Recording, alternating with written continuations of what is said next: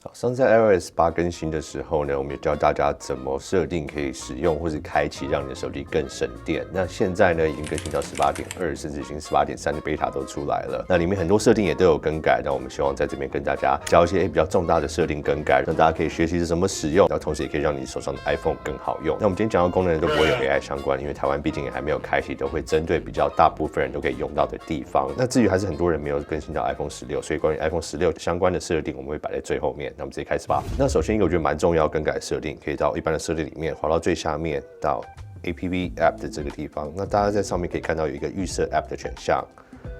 你们点进去之后呢，大家可以看到有很多不同的 App， 你就可以选择你要预设要使用的 App 是哪一些。像比如说你可能习惯使用 Gmail 的 App 啊，或者其他有 AI 相关功能的这些 Mail 的 App， 你就可以在这边直接把它作为预设的 App。那甚至在传讯息啊，或是电话的地方，大家可以看到，你可以把它预设为电话或是 FaceTime。那通话过滤的地方，台湾应该大部分人都是使用 Whoscall， 那我个人觉得也是非常好用，可以帮我过滤掉非常多的这种诈骗电话。那下一个浏览器，我相信也是很多人会使用的。那我自己本身还是习惯用 Safari 啊，但是很多人他主要浏览器都是 Chrome， 那你可以到这边做更改设定。密码与验证码的地方呢，大家可以看到这边有这个 Google 还有苹果里面内建的。那我自己也是两个都有用，因为有很多密码我也是存在 Google 上面，因为我本身有使用 Android 的装置。那现在两个都可以开启，当需要的时候都可以使用这个 App 来输入密码。那设定验证码的地方呢，这边你可以去选择啊。大家知道有这种 Authenticator 的这种 App， 那这个可能有在玩虚拟货币的人啊，应该会蛮需要常使用它的。那现在呢，他们其实把很多这种预设的 App 都整理在同一个设定的底下。那相对于先前很多这些可能要单独跑到电子邮件啊，或是单独跑到网络的地方来做浏览器的改变，现在在同一个地方就可以更改非常多的设定。那下一个呢，我们来到声音与触觉回馈的地方，大家滑到最下面就可以看到音量限制的设定，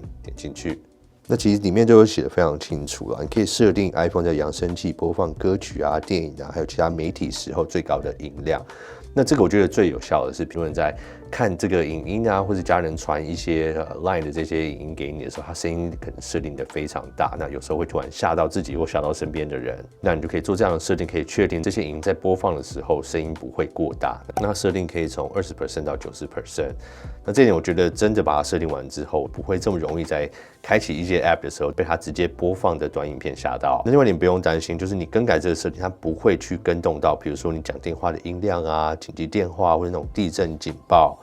那甚至是你早上要起来的铃声跟闹钟都不会有影响到，只会单纯针对这些影音还有歌曲播放的部分，所以我个人觉得这是一个蛮贴心的设定。那另外一点呢，现在听歌的时候，你应该会觉得前面这个播放器它有直接有音量可以调整，在你亮起画面的时候，你就可以做调整。那现在这个音量控制不见了，那我们来教你怎么把这个设定找回来。那苹果把它藏得很里面，所以你要到设定里面的辅助使用这边，然后找到音讯与视觉的设定，好，这边可以看到有一个永远显示音量控制的选项，你就可以把它打开。那这样我在手机黑画面的时候，大家看到我点起来，这个音量控制键就还是会存在。那据说他们现在这样的改变是很多人可能不小心在锁定画面的时候会滑到音量，然后声音开得太大声。那不管你可能在戴耳机啊，或者平常在连喇叭听音乐的时候，可能会突然吓到，或者是伤到你的耳朵，所以算是一个贴心的设定。但是还很多人可能找不到说，为什么要做这样的改变？然后我们现在教你怎么把它找回来。那另外是比较安全性的部分，可以到设定一般的地方，然后向下滑，你可以看到自动填写与密码。那这边你可以选择要不要开启或使用什么 App 开启。大家可以看到，现在你可能要来到这边才可以做这些预设这些 App 的选择。那现在像我们刚刚第一个介绍的地方，你可以直接做这些设定。但我们现在要讲的是这个使用后删除的设定。像我们常常可能在信用卡在付钱啊、在收款啊什么的时候，它会寄一个验证码给你嘛。那这种时候，你可以把它设定成，不管它的讯息或者在邮件里面，在你今天填入之后，它就会删除这个讯息跟 mail。那一方面是安全，一方面是不会让你的讯息栏里面都是充满一大堆这种验证码的讯息，那可能让一些重要的讯息反而没有去看到。好，那下一个我们就来相机的地方，来到这个相机控制键的地方。那这边点进去，大家知道嘛？先前你可以选择，比如说按一下、按2下去开启什么 App 来让你使用。那有一个大重点，这次更新就是在这边 AE/AF 的锁定。那这个现在在 beta 版的时候我们有介绍过，那现在已经确定在正式版你有保留下这个功能。那你开启这个功能之后呢，你在开启相机之后，在 iPhone 16旁边的这个快门键，在轻按下去的时候，它就会看到这个自动锁定曝光啊，还有对焦的这个地方，它就会显现出来。你放开的话，它就会消失。那这其实让你在运镜啊，或平常在抓拍的时候，都更多了一个自由性。那种时候，如果你很想带一个画面从模糊的地方慢慢靠近你的产品的物品，让它越来越清楚的话，你就可以用这样的运镜方式来达成。那甚至是你今天曝光点已经确定好说你要用这样的曝光你把它锁定住之后，你就不会因为镜头的改变啊，或者它人物的位置变换去改变它的曝光，在你拍摄画面的整体性跟稳定性都会好上不少。那另外设定我们就要来到辅助使用这个地方。那你看他们现在也把它包含在里面，就不用另外再跑到辅助设定里面去做更深层的设定。那进来之后，你可以看到相机控制键要不要开启啊、轻按啊、滑动这些，我们在先前 beta 版本里面都有比较清楚的介绍过。但这边你可以看到这个按压的力度，你可以较轻、预设值或是较重，你可以去选择说你今天按压的力度要多少，那它的敏感度要多少，就可以让你去启动这个按钮。那甚至按2下的速度，你也可以再另外去做调整。那预设就是这样子，如果你要再让它更慢的话，它可能这样。它都还是会启动按2下。那我们刚刚讲的是轻按2下，就是说你没有去启动它实体按键的情况下，那这就让你在使用地方 App 的时候，你可以去改变它相机的设定。那这边可以看到下面另外的设定就是按2下的速度，那这个是指你重按2下的时候速度要怎么去改变。那这边呢，就是在你设定这按2下，如果要开启相机控制钮的时候，开启你要控制的 App 的时候，这2下的速度要怎么去改变。那另外也是关于相机控制钮设定，那他们把它设定在不一样的地方。那大家可以来到萤幕显示与亮度的地方。在这边滑到最下面，你就可以看到这个相机控制需不需要开启萤幕。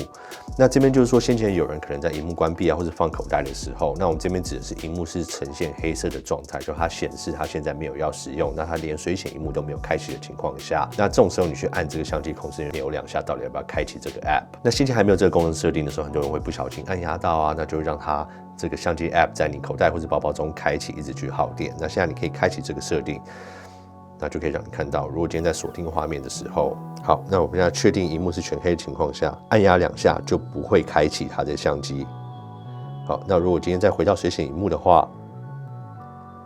这个功能作用又会回来。那其他的目的性就是让你避免在口袋跟包包中按到，像我刚刚讲的。所以如果你先前是有这个困扰的人，那你现在就可以记得可以来更改这样的设定，但是不是在相机控制键，也不是在辅助功能里面，是在萤幕显示与亮度的地方，在最下面可以更改这个功能。那其他其实也有非常多的相关功能，它即使没有真的跟 Apple Intelligent AI 联合在一起，但是在中文版部分也还是没有。那这部分我们会随时在追踪现在更新的 18.3 Beta。那如果有更新的功能啊，或者中文版有其他更多的设定选项啊，功能可以使用的话，我们也会在这边跟大家汇报。好，那今天的影片就很快分享这些。我觉得这次更新一些比较有用啊，还有中文版可以使用的设定。那大家有什么问题或想分享的，也可以在下面留言。那我是Noodle，我们下次影片见，拜。